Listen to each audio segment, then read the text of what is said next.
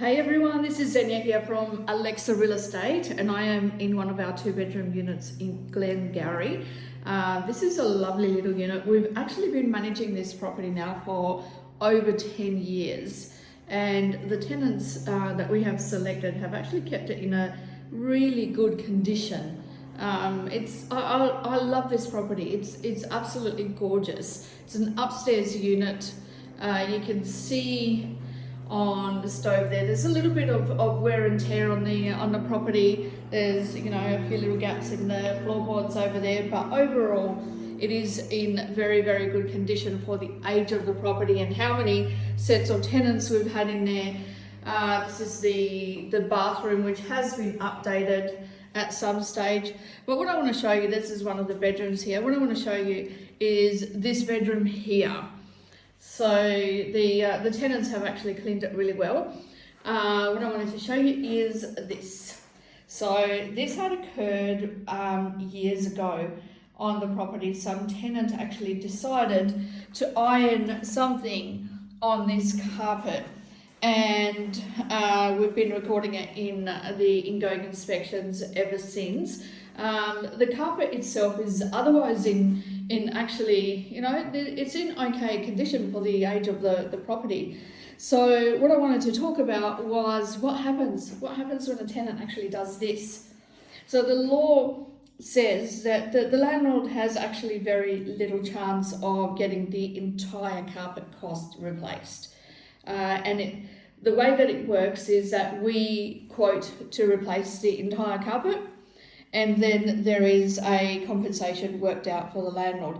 So the tenant does have they can actually, if they wanted to, just repair that so they can get matching carpet or as close to matching as possible, cut out the parts that are affected and just replace those parts. It looks absolutely ugly when they do that.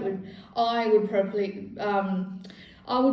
them not to do that and just leave it as it is. So what happened right at the very beginning, I can't remember what the compensation was back to the landlord, but there was a payment made to the landlord. So say it cost, say, $1,500 to replace the whole carpet. SACAT, who works this all out, will factor in the depreciation. So they would say, well, the carpet was already 2 years old, it should be replaced within 10 years. And, they'll just work out a depreciation factor, and then they will work out an appropriate compensation. I think there was about $500 paid to the landlord for that.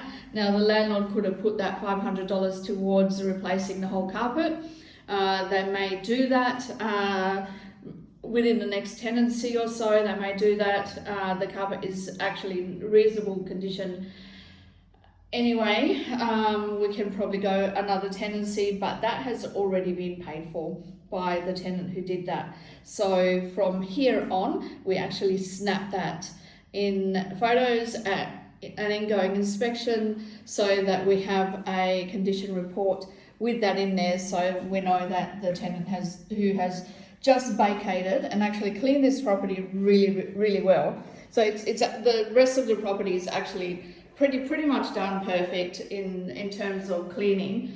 Look at the fan there, like the tenants actually cleaned the fan, and they look at the shower screens are cleaned really, really well, which you don't usually see that.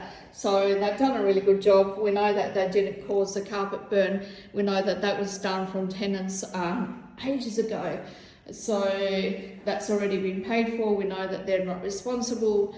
So what we need to work out now is for these tenants to get their bond refunded.